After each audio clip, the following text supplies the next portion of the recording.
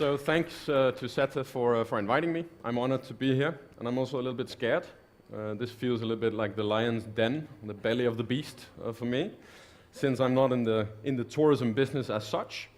My company indeed is called For the Love of Place, and I work for mainly from out of the Netherlands. I'm from Denmark myself, but my clients are mostly governments. And the tourism industry is, of course, always an important partner when we start making strategies for cities and regions or even smaller countries. But I'm not an advocate of the tourism industry. My point is that I want the tourism industry to benefit our places. So I want to harness the power of tourism, but I want to avoid the disadvantages. I want to avoid a lot of the stuff that Paul actually introduced right now, commoditization of place.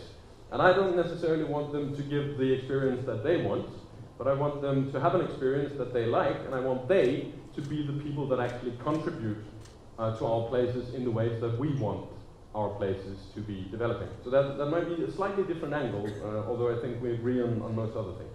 Now, flying here with Asian, I tried to get a KLM flight, but you know, Asian was nice. And I got this magazine from the Minister of Tourism, who just introduced it with tourism is a powerful driver for our national economy. And I agree with that. And if you read this article, it's a nice eloquent article, but it sums up a lot of stuff. It sums up how important tourism is for the economy of Greece, post-crisis investments and all these different things. And there's a lot of numbers, and it's a lot about being happy about investments, being happy about this sector that is growing. But at the same time, there was also a version of the New York Times in there, and there was this project showcased. And I know nothing about this project. I didn't even Google it. I just took a snapshot of it. And I see here the, I think, Russian investor in Miriam Hellas, 410 million euro tourism project in Alanda Hills, eastern Crete, 1.2 square kilometers of development. I thought the idea was that it would create 700 jobs for 8 months. And a lot of these things can be viewed as good things. And arguably, they are good things. But at the same time, they also have consequences, right? You sell off 1.2 square kilometers of one of the most beautiful parts of Greece, and you make a tourism development to create jobs and to develop the area and develop the economy. But the thing is, not all tourism is created equal. So when you look at the statistics, it will show you we got FDI tourism investments, we got jobs, we got these money, we got this going around. But there's a very large difference between whether you have a hotel that is owned by a local entrepreneur pumping money around in the local community, or whether you have international change that are skimming off the milk and using that to reinvest in other different areas. You know this because you are the industry. From a place perspective, this means that we from cities, from regions, even countries, should ask ourselves, what do we actually want to get from this transformative power of tourism? Because the main idea that tourism creates a lot of employment, and also for the lesser skilled in society and so on, that it creates a lot of added value. It's still true, but it's less true than it was in the 80s and the 90s when a lot of these theories and numbers were coming up. And then, I know this is not yet an issue for Athens, at least not in a lot of different places here, but we also got the summer of over-tourism behind our backs. A lot of different European cities, residents were starting to complain, politicians starting slowly to act the way politicians act, and over-tourism becoming a huge thing, this thing about balance in the city. Barcelona is not for sale. In Amsterdam, sorry Gette, you'll be up here in a minute, go home, you know.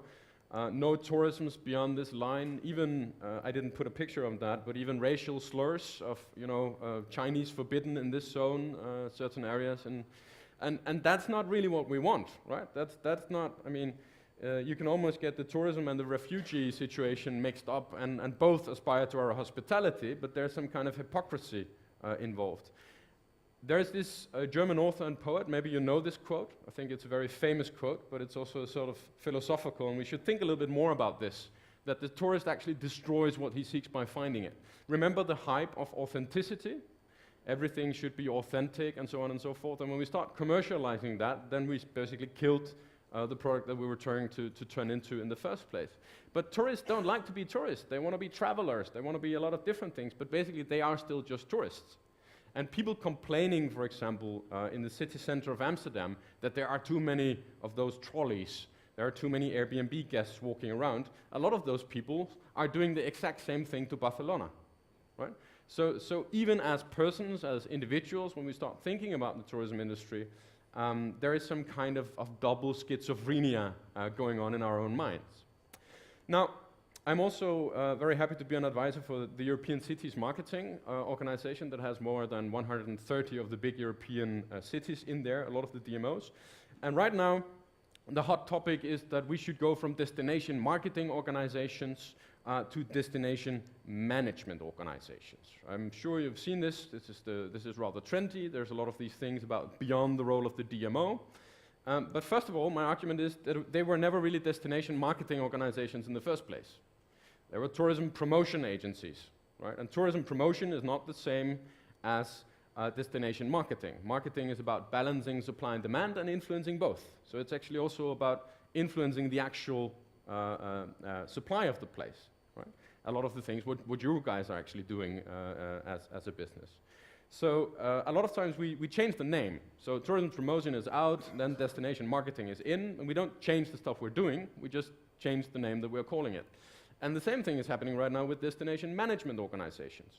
And for me, it goes even a step further, because imagine if it would be possible to create destination management organizations that would actually manage Athens or Copenhagen or Amsterdam or so on as a destination. I'd really not like that. I don't want a city to be managed only as a destination. I don't believe that there is a destination brand that is different from the brand of the place as such. Right? I see it as a holistic thing. So basically, we should go to place management organizations if we're going anywhere. Now, one of the key things that I want to share with you, and you might have to take a step back and reflect upon this, is that I don't think that places need brands. I think they are brands. And just bear with me for a moment. I want you to shout out the name of the place that I'm going to show you now. I'm going to show you a picture, and I just want you to shout out at the top of your lungs which city this picture is from. You ready? Don't hesitate. Where are we? Where are we? China, yes. Yes. So we are indeed in China at this point. And there are actually 3 different places in China where this could have been. This one is the one where they tried to recreate it to the most level, right? So even a sort of like a Champs-Élysées. Not as tall, not as interesting. But you see the banlieues have moved really, really close to the Eiffel Tower there in the big. And on this one you can really see how it works. Now, you can view the Eiffel Tower as a symbol of Paris, as a promise of Paris. This connection in your brain, what you're feeling right now, is what I want to explore a little bit more. Now, Paris has come to stand synonymous for love and passion, the city of light, and all these different things. And whether or not that's true is of course a little bit of a personal experience level. But it has been reinforced in poetry, in films, and everything over the years. And if you take this to a personal experience, this is not a tourism brand, right? But when we take it to the personal experience of tourism, for example, it has meant that a lot of people went to Paris with the purpose of having a romantic weekend, right? And I want to teach you a small lesson about how these place brands actually work. Let's say you go with your partner to Paris with the purpose of having a romantic weekend. Now let's then say that your experience there is not romantic, right? So in a brand terminology we would say, well, you didn't deliver on the promise, Paris, bad Paris, right? But Paris is such a strong brand that if you do not really have a romantic weekend in Paris with your partner, it's your partner's fault. It's not Paris' fault, right? Think about this for a while. And if you're very honest, you might say, well, it's kind of like it's both our fault. But if we cannot manage to have a romantic weekend in Paris, of all places, then let's just end it. Let's forget it. Let's not try anymore. Because, I mean, this is the picture, this is the promise. And you might think that this is very good, right? Paris might be, in terms of place brands, along with, I would say, Africa, in a different setting, but Africa and Paris, I'd argue, are some of the place brands in the world that are the strongest, in the sense that if you would ask the world's population, what are your associations with this place, then you would get more or less the same kind of associations. A lot of them for Africa will be bad, whether it's true or not, and a lot of them of Paris will be about this romance thing. And that can be a little bit problematic if you want to attract FDI, for example. Right? Just as Tuscany is seen as a place to relax and chill out and have a glass of wine, and that tourism image has dominated the place so much that people find it difficult to think about building research and development centers, for example, in Tuscany, because they perceive it to be a place where you relax, not a place where you work. So there's a lot of interconnections in how our brains actually work, and there's no such thing as a tourism brand of a place. There can be tourist experiences, of course, but it's part of a larger story of the brand. So basically, a strong brand is a shared image by a lot of different people, and a positive brand is contextual. So you can have a very strong brand, which is good for tourism, but that's bad for something else. And then when it's very good for tourism, it's very bad for something else. And then there's a lot of bleak things in the middle that is not really that important. So basically what I'm doing is I'm trying to introduce a holistic approach, where tourism is just but one of the interconnected parts of the whole. As we move out throughout our lives, we play different roles. And the tourism industry influences our image of a lot of places to a very, very large extent. And therefore, it also influences the way in which we consider where we'd like to go for business travel, where we would like to go to live for a while, where we would consider being expats, where we would send our children to study, and so on and so forth. And because of that, you can no longer just view a city or a region or a country as something that you position and market or something like that only as a tourism product. It just doesn't make sense, and it can have a lot of negative feedback mechanisms into other segments of the market. So, summing up shortly, before giving you a sort of examples and then moving on to Amsterdam and Copenhagen. For a long time, the industry worked, you guys created the supply. You built the hotels, you created the experiences, you created the air connections, right? The professional sector were creating the supply, making the stuff. And then we invented the so-called DMOs to sell that, basically, to promote that, to make sure that they would reach the demand, right? So they had no influence over the actual supply, but they were held accountable for making sure that that supply were actually, to a certain extent, sold to people. And when they were successful, the industry would always say, you guys would always say, yeah, but that's not because of your work, that's because of we're doing a good job, because we know in the end it's supply, that's the thing. When they're not doing a good job, then they're, like redundant, and the DMOs are like, yeah, but they're not really helping, and so on and so forth. But they're held accountable for something that is much more on the supply side, without a lot of times actually playing a role in developing the supply, without using their expertise of knowing the different markets to actually help advise which kind of supply should we actually build, what should we develop for whom. And if they were trying to do something like that, a lot of times the industry, we, would go in and say to them, well, I have a plan to develop this here right now. This is a business proposition now. And you, dear government or public-private institution or DMO, you can have an idea about you want to attract a certain type of tourism, you want to have a certain type of supply, but this is the thing that's on the table right now. And if you do not accept this, then you're blocking a potential investment in the area. So basically, we need to have a lot of respect, I think, for the people in charge of DMOs, because it doesn't matter whether they're succeeding or not succeeding, they will get criticism from all sides at the same time. And then at the same time, where we pretend to do marketing, where we pretend to do actually influencing supply and demand, and influencing the choice of people by not only influencing the demand side, by promoting whatever is being produced, but also influencing the supply side by having a careful discussion about exactly what we actually want to achieve. And that story will be very much different from Greece to Athens or to some of the islands or to Thessaloniki and whatever and whatnot. Right? The potential is different, the benefits you can create are different, but also the disadvantages that you might create by doing so is also very different. And on top of all of this, we still have the discussion about the image. Because the image is not something that we design around a table. It's not something that we create a strategy for and then we say, well, this is the strategy that we're going to use. The image is the assertion that everything what a place does, everything that happens in a place, actually this was first coined by a Greek scholar, Mihalis Kavaratsis, I don't know if you know him, he's a brilliant guy. He says, like, well, everything that happens, he was talking about cities, in cities communicate. Not only the advertisement, not only the campaigns, not only all these different things, but how people walk, how they look, how they talk, right? How the traffic is. God, Athens.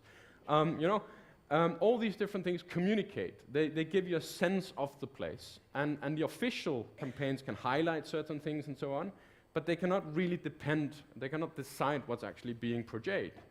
So we need to have an idea about a more holistic approach where we look at both business climate, quality of life, and the experiences as integral products and integral services. And we try to find as many crossovers between those three sectors to make sure that both residents, in whatever role they might play, the tourists, the guests that are visiting, and the businesses that are cooperating, not only the tourism sector businesses, but all the different businesses are having a certain common shared vision about their place, what that place stands for, what the values are of that place, and what they basically want to use the powers that tourism offers for, in a good sense, and what they want to sort of like blockade or work around in the bad sense.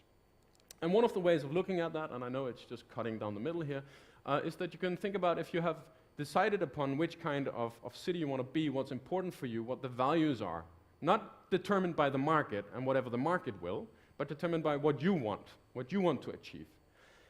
Then you can sort of like plot every single development and say like, well, everything that happens in a place communicates. So everything, it can be a campaign, it can be an experience, but it can also be a real estate development outside of tourism. If it's in a place that everybody sees, you can ask yourself, to what extent does this development, let's take an international hotel chain coming in, right? They are in every city. Why is this hotel chain different when it's in Athens? How do we want it to be different? How do we want it to be localized? And you can plot that from a very simple axis from on-brand to off-brand. And then at the other side, you can ask yourself, this single development, whether it be an event or a promotional campaign or whatever, what is the impact that this single individual project or action or building or whatever is having on the image of our city, region, neighborhood, or whatever country? Because action speaks louder than words, and that means this is something that everybody says all the time, which is funny in its own right? You say a lot of times actions speak louder than words, but if we take one concrete example here to end up, the city of The Hague wants to position itself for a very long time as the international city of peace and justice. Right? So then you have the campaigns, you have the visual identity, you have a lot of different things. But the things that communicate is, for example, the government headquarters of the Netherlands, the Peace Palace, which is sort of like an Eiffel Tower for people in international diplomacy. So not for everybody, but for the specific people to which the position of The Hague is really important. They know this building, you might not, you might know it, you might not know it, but the people that needs to know it knows this and sees this as the Eiffel Tower. They have the International Criminal Court. They attract political events, right? Not so necessarily only tourist events, they also do that, but political events. And depending on the atmosphere, and especially depending in this case on who's the president at that time, they also use that actively to make sure that there is press information, that there is buzz, that stuff is happening for their certain target groups. And this one is actually cool because this was a cooperation between The Hague and Amsterdam, where they're very close to each other. And Obama was shipped off to stand in front of a Rembrandt painting to give a lot of exposure about Amsterdam. And you could ask yourself, why would a city close to Amsterdam actually work with this? And in the beginning, they weren't that keen on it. But if you look at how that worked out, actually, they got a lot of exposure because it was Obama, the Rembrandt, and Amsterdam. The Hague would never have gotten that kind of exposure. But it was always somewhere in the context why Obama was in the Netherlands, and then it was he was in The Hague for the International Nuclear Summit. So The Hague, again, they got the same holistic image to a lot of different areas. They use it when they develop new business areas. Right? They say like, well, we have a certain boring commercial district. Let's position this as a district that's going to help solve some of the world's new problems, the Hague Security Delta. Right? They looked at trying to acquisition new international organizations, the Global Parliament of Mayors. Maybe it's not going to be anything, but it was an idea of Benjamin Barber to create a sort of like United Nations, but for city mayors all around the world. And they were, together with New York, the only two cities that really tried to get this up and running. And if it becomes something, nobody knows, but if it becomes something, there's a good chance that it will happen in The Hague. During the financial crisis, Paris and The Hague, both cities trying to open the world's first financial tribunal, they sort of like repositions a lot of their generic events to be this more international open day. So if you're an expat in the Netherlands, there's a good chance that you're going to be invited to The Hague to meet things. And in the tourism industry, what they make sure of is when they have their promotional campaigns, they just make sure that in the background somewhere, there are some of these icons, some of these symbols that relate to the certain targeted groups that they have, that sort of like tell the backdrop story of the core values of The Hague and what The Hague actually wants to be in the world, even when they're trying to sell kite surfing or something on their beach. And last, I'm finishing up. And the last thing, even in real estate, this is one of the new welcome areas when you enter the railroad stations and you walk out. For the nerds amongst us, there's the International Declaration of Human Rights put in the shape of a world map on top of the ceiling. You could have done any kind of decoration. You could have done this decoration in every city. But when you do it in The Hague, it adds meaning both to The Hague and to that place. And the people that knows this and recognizes this, sees this as just the millionth delivery upon that promise. So I'm going to sum up with places don't need brands, they are brands. So let's manage them as such. Thank you.